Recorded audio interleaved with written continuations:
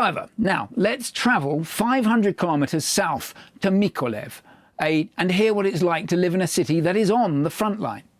For the next segment, I reached out to Hannah Montavon, a resident of Mykolaiv, a professional lady, a lawyer by training. She's in her 30s. She's a mother. She cares about all the things you'd expect her to care about, all the things that you care about.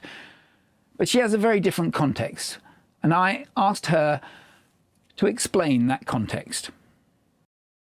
Yeah, well, first of all, the situation with water supply and sanitation in Mykolaiv has changed dramatically in April 2022 when our water transmission main was bombed, and this left the city without the water for 2 months period. The city council, together with the water supply utility, were able to, as an emergency response, to bore around 200 boreholes and install the reverse osmosis installations that provided us with access to the potable water. But to get this water, you need daily to go to the tap stations with your own plastic bottles and bring it back home. Sometimes it is on the 9th floor or even higher, which is making it extremely difficult for elder population or for women.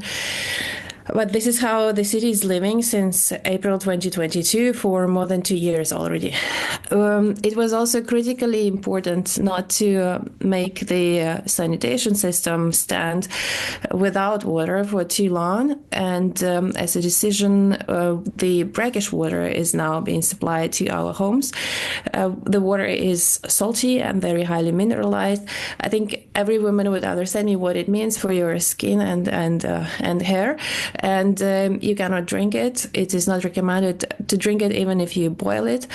And this is, again, as an emergency response.